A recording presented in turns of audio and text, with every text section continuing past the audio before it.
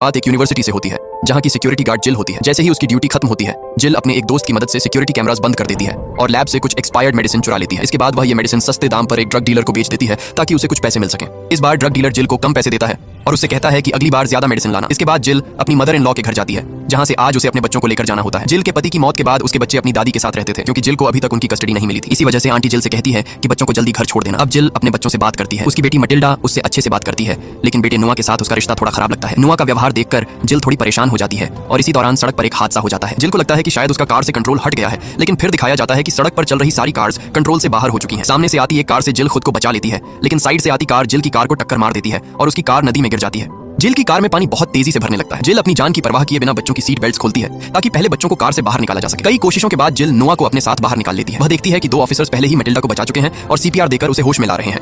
जिल उन ऑफिसर्स का शुक्रिया अदा करती है। ऑफिसर्स उसे बताते हैं कि पूरे शहर की लाइट्स बंद हो गई हैं और शायद ट्रैफिक सिग्नल्स न होने की वजह से इतने एक्सीडेंट्स हुए हैं। एक ऑफिसर जिल को तुरंत हॉस्पिटल जाने को कहता है क्योंकि उसके माथे पर गहरी चोट लगी होती है। जब वे हॉस्पिटल पहुंचते हैं तो देखते हैं कि वहां और भी बहुत सारे लोग आए हुए हैं। डॉक्टर्स परेशान होते हैं कि एक ही समय पर इतने लोगों के एक्सीडेंट कैसे हो सकते हैं। एक डॉक्टर कहता है कि शायद सिटी लाइट्स बंद होने और एक्सीडेंट्स के बीच कोई कनेक्शन है। दूसरा डॉक्टर कहता है कि ऐसा नहीं हो सकता, लाइट्स बंद होने से लोग ड्राइविंग में कंट्रोल नहीं खो देते। डॉक्टर्स खुद भी समझ नहीं पा रहे होते कि सबकी कार्स एक साथ कंट्रोल से बाहर कैसे हो गई। जरूर कुछ और ही हो रहा था। अब डॉक्टर्स क्रिटिकल पेशेंट्स को देखने लगते हैं, इसलिए जिल को अपना इलाज खुद ही करना पड़ता है। हॉस्पिटल में एक और शॉकिंग बात सामने आती है। जो लोग कोमा में थे, लाइट्स बंद होते ही सब होश में आ जाते हैं। ये किसी मिरेकल जैसा लगता है। इसके बाद जिल अपने बच्चों के साथ वापस आंट के घर आती है जहां आंट बताती है कि शहर के एटीएम भी काम नहीं कर रहे हैं। अब कोई भी शॉप क्रेडिट कार्ड्स नहीं ले रही। जिल का सारा कैश पहले ही पानी में बह चुका होता है। इस मुश्किल हालात में आंट जिल से कहती है कि वह रात यहीं रुक जाए। जिल पूरी रात सो नहीं पाती और अपने पुराने रूम में जाकर पति और बच्चों की पुरानी पिक्चर्स देखने लगती है। फिर वह देखती है कि आंट भी जाग रही होती है। आंट उसे स्लीपिंग पिल्स लेने की सलाह देती है, लेकिन जिल पिल्स लेने से मना कर देती है। इसके बाद जिल मटिल्डा के पास जाती है जो उस समय सो रही होती है, लेकिन नुआ अभी भी जाग रहा होता है। जिल नुआ से कहती है कि तुम भी जल्दी सो जाओ। इतना कहकर वह साइकिल उठाती है और ड्यूटी के लिए निकल जाती है। रास्ते में वह देखती है कि बहुत से लोग रात में जाग रहे हैं, किसी को भी नींद नहीं आ रही होती और सब लोग टाइम पास करने के लिए सड़कों पर घूम रहे होते हैं। रास्ते में जिल की मुलाकात उसी ड्रग डीलर से होती है जिसे वह एक्सपायर्ड स्लीपिंग पिल्स बेचती थी। वह जिल से और पिल्स मांगता है और कहता है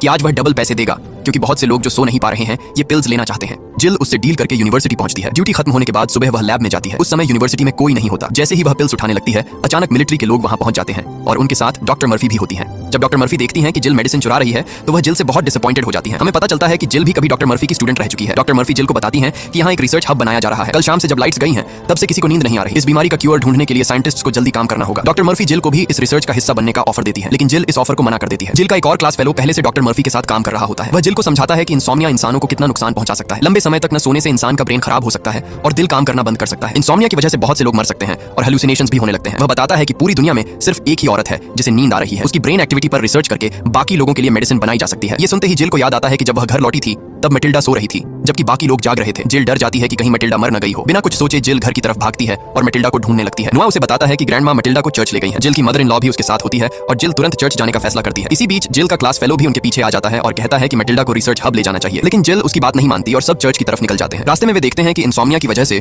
कई लोग अपना दिमाग खो चुके हैं और सड़कों पर अजीब हरकतें कर रहे हैं। कुछ लोग आपस में लड़ रहे होते हैं। आगे बढ़ते हुए उन्हें एक आदमी की डेड बॉडी भी दिखती है। उस आदमी को देखकर जिल पूरी तरह टूट जाती है क्योंकि वही शेरिफ होता है जिसने कल उनकी जान बचाई थी। जिल अपने क्लास फेलो से पूछती है कि उसके साथ क्या हुआ। वह बताता है कि उसके नाक से खून बह रहा है, जिसका मतलब है कि इंसोम्निया की वजह से उसका दिमाग पूरी तरह टूट चुका था। चर्च में फादर सबके सामने मटिल्डा से सोने को कह रहे होते हैं क्योंकि उन्हें लगता है कि मटिल्डा को सोता देखकर कोई ना कोई जरूर सो जाएगा। फादर सबको समझाने लगते हैं कि ये सब भगवान की तरफ से इंसानों को उनके बुरे कामों की सजा है। तभी एक औरत खड़ी होकर फादर से पूछती है कि क्या मटिल्डा की सैक्रिफाइस नहीं दी जा सकती जैसे भगवान ने सबके भले के लिए जीसस की सैक्रिफाइस ली थी। फादर जवाब देने ही वाले होते हैं कि तभी वहां जिल, नोवा और उसका क्लासमेट पहुंच जाते हैं। जिल का क्लासमेट बताता है कि नौजिया की बीमारी इंसानों को बहुत बुरी तरह से प्रभावित कर रही है। इसका सीधा असर लोगों के दिमाग पर पड़ रहा है और इस बीमारी का इलाज मटिल्डा के जरिए निकाला जा सकता है। फादर कहता है कि वे मटिल्डा को कहीं नहीं जाने देंगे क्योंकि साइंटिस्ट्स उसे एक टेस्ट सब्जेक्ट बना देंगे। ये सुनकर जिल का दोस्त गुस्सा हो जाता है और कहता है कि अब तुमसे मिलिट्री बात करेगी, लेकिन उसके वहां से जाने से पहले ही पुलिस ऑफिसर्स उसे पीछे से गोली मार देते हैं और वहीं उसकी मौत हो जाती है। आंखों के सामने एक आदमी को मरते देख चर्च में बैठे सारे लोग डर जाते हैं।